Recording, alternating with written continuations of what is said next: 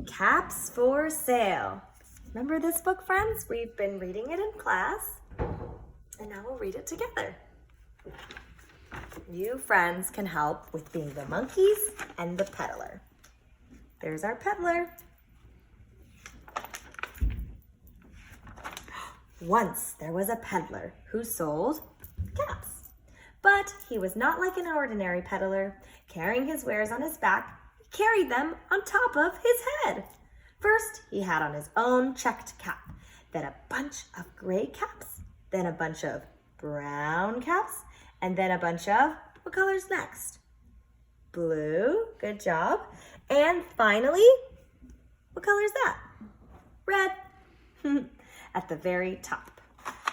He walked up and down the streets, holding himself up very straight, so as to not upset his caps. As he went along, he called, "Caps, caps for sale, 50 cents a cap."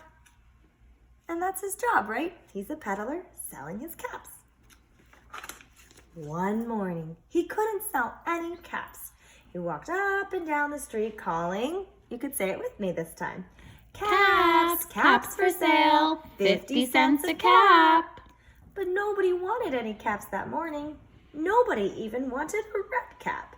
He began to feel very hungry, but he had no money for lunch. "I think I'll go for a walk in the country," said he, and he walked out of town slowly, slowly, so as to not upset his caps. It's a very tricky task to walk with so many caps. He walked for a long time until he came to a great big tree. That's a big, nice tree. A nice place for a rest, thought he, and he sat down very slowly under the tree and leaned back little by little against the tree trunk so as to not disturb the caps on his head. They're still doing okay, right, friends? Then he put up his hand to feel if they were straight. First was what? His own checked cap. Then the gray caps. And then the brown caps. Then the blue caps. And the red caps on the very top. What's going to happen next, friends? Do we remember? He's taking a rest by the tree. They were all there, so he went to sleep, and he slept for a very long time. The sun is out. It must be a beautiful day. But who's gonna come? When he woke up, he was refreshed and rested. Uh-oh, friends, do we notice something about him? The peddler has what? Just one cap on. Let's find out. But before standing up, he felt with his hand to make sure his caps were in the right place.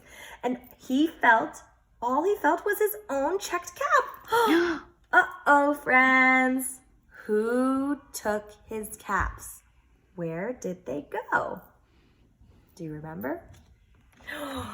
Well, he looked to the right of him. No caps. He looked to the left of him. No caps. He looked in back of him. No caps. And he looked behind the tree. No caps. Then he looked up into the tree, and what do you think he saw? Who do we remember took the caps? That's right! The monkeys!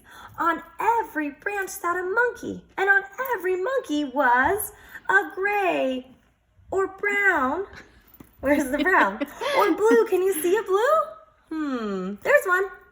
Or, what's the last color? Red cap. This one is now red. Oh my goodness, those silly monkeys. They took the caps. The peddler looked at the monkeys, and the monkeys looked at the peddler. He didn't know what to do. Finally, he spoke to them. "You monkeys, you," he said, shaking a finger at them. "You give me back my caps." Can you say that? You give me back my caps. But the monkeys only shook their fingers back at him and said, "Tss, tss, tss."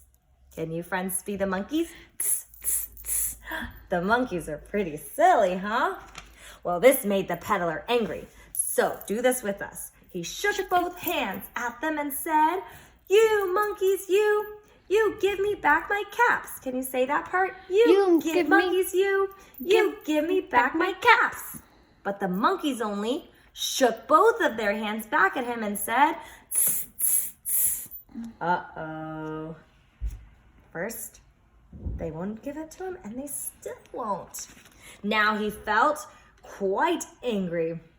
So what does he do? He stamped his foot. Can you do that? Stamped his foot. And he said, "You monkeys, you better give me back my caps." Oh boy. But the monkeys only stamped their feet back at him. Let's stamp our feet. Tss, tss, tss. Uh-oh. The monkeys are really copying this peddler, and they're making him so angry. You can tell because he's shaking his fists, he's stamping his feet. By this time, the peddler was really very, very angry. He stamped both of his feet and shouted, "You monkeys, you must give me back my caps." So if you want, you could be the peddler right now and stamp both of your feet. 1, 2. But the monkeys only stamped both of their feet. And you know what they said? Tss, tss, tss. They are not listening. Is that a good idea, friends? No. At last, he became so angry. What did he do? He pulled off his very own cap. He threw it on the ground, and he began to walk away. The peddler seems to have quite a plan. Let's find out.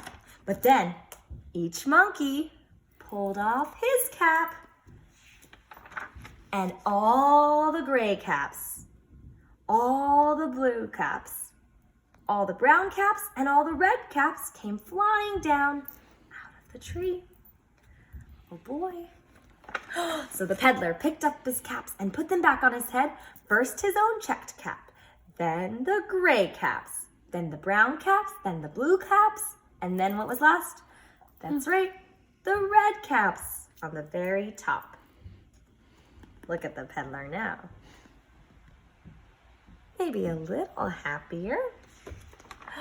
And slowly, slowly, he walked back to town, calling, "Caps, caps for sale, 50 cents a cap." The end. That silly peddler and those silly monkeys got tricked. Thanks, friends.